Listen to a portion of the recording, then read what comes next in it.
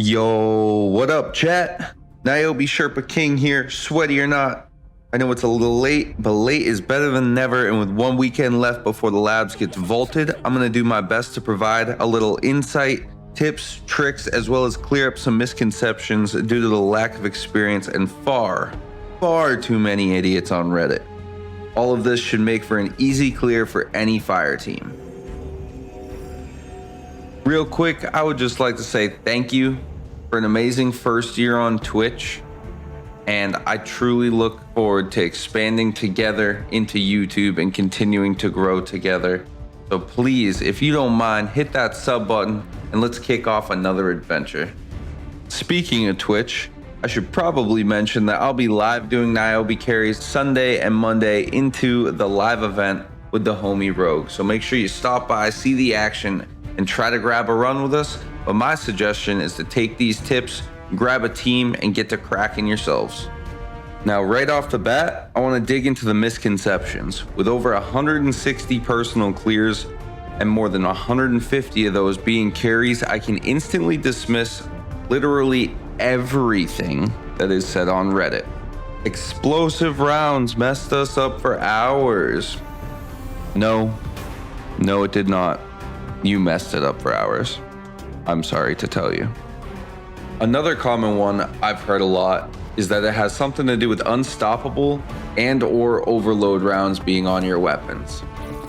This is also incorrect. Once again, it's just a lack of mechanic knowledge. As with most bugs are in Destiny, the players blame their own failures on. Now, you're probably wondering how you were messing it up then if these things don't actually affect the mechanics. So, let's get into some tips. First off, with every puzzle, there are two mechanics to indicate that you have actually hit a symbol with every shot you take. You need to ensure that you are getting these.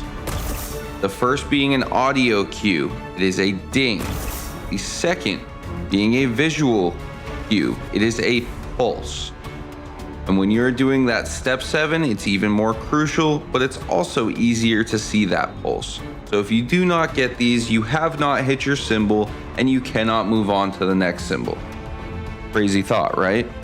Now, I will not be showing you each puzzle step for each weapon. I deleted that entire video about halfway through making it because there are loads of those out there, but there are none highlighting the true mechanics and the confusion on those mechanics. So that's where I would like to focus to make your clear as easy and painless as possible.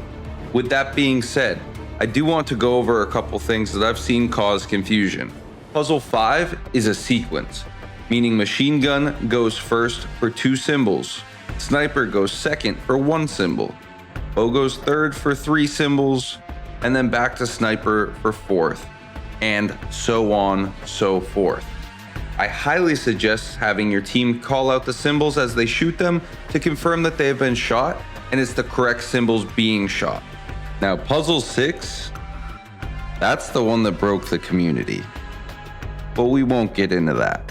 Technically, all 3 players stand butterfly, all 3 players shoot forest with the spiteful fang. Take note, 2 can spam it as long as all 3 players are standing on the symbol. Puzzle 7. Now this is the bread and butter of this entire activity. Players have to essentially shoot symbols blindly with a specific burn. Now this is where you're going to want to refer back to the audio and visual cues that we talked about, as these will be crucial in knowing that you are doing your puzzle properly. I'd also like to add that there is enough time to run a special weapon in the energy slot and then swap as you finish the level 7 wave. Now, each symbol is tricky, but the sniper I would say has the most difficult, and it's hard to plan on having enough heavy ammo to swap to the hammerhead, so going blind is almost a better route. Meaning this person should get extra used to their symbols. Oh yeah, and also that damn fish. But with mechanic knowledge, this shouldn't affect you. You just need to shoot slightly closer to you than the center of the fish symbol. And trust me when I say I know the pain of this, as I remember when it first came out, this caused our failure for what I believe to be a repetitive 7 to 8 hours. Guess who has 2 thumbs and was the sniper causing these wipes when we first did it? That's right, you guessed it, this guy. Let's get into the final piece. What makes clearing each section easier? I'd like to start with saying that obviously everyone has their preferences on characters. However, 2 Warlocks with Phoenix Protocol and Well of Radiance make this a fairly free fight. Anarchy on at least one person can also provide a lot of benefits, as it maintains damage on bosses with shield drones while you can continue to do other things.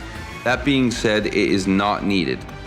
This can go for things like finishers and armaments as well, but these things will certainly help. There are loads of weapons that will kill yellow bars fast. And since we're on the topic of yellow bars, it's important you know that all adds will continue to spawn until the yellow bars are down. So let's go through the positioning that I feel is best for clearing the waves. Level 1 is free. We're not even going to touch on that one. Level 2 is simple. 2 stay down and kill the yellow bar vandal. 1 goes up to the middle platform where you spawn and kill the yellow bar shank there. A few normal adds will spawn, but they should be no problem. Level 3, the room splits horizontally. If all players are on the bottom level, you'll get both the servitor and civics to spawn with you, making it nice and easy. Level 4, the room splits vertically. Pick a side down low and make sure your team's with you. 3 bombs will spawn, as well as a shank yellow bar on the middle platform above you, and the new Randall the Vandal on the high platform.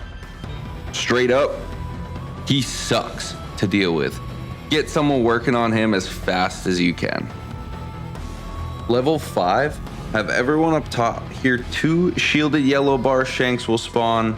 A yellow bar vandal will spawn next to you, as well as a second yellow bar vandal a few seconds later directly underneath the platform you're currently on. If this isn't cleared fast enough, a bomb will appear in the middle of the room with shield drones around it. Level 6. Have your entire team run underneath the upper platform in the middle. Doing so will cause both servitors to spawn in the middle with you, allowing you to open up the entire room immediately. You will then have to deal with the 2 bosses in the room. Both are shielded, and 1 yellow bar shank that likes to hide up in the upper left corner. The final level is why I say the 2 Warlocks make it free, as they can place their wells and have them stretching through to the other side for all players to have access. Start by having 2 players go top left corner and start working on the shank. The other player goes top right corner, soloing the servitor. Have 1 Warlock drop a well right in the middle here. After the servitor is dead, and the shank should be as well, have the left team go to the bottom left and kill the servitor that is there to finish opening up the room.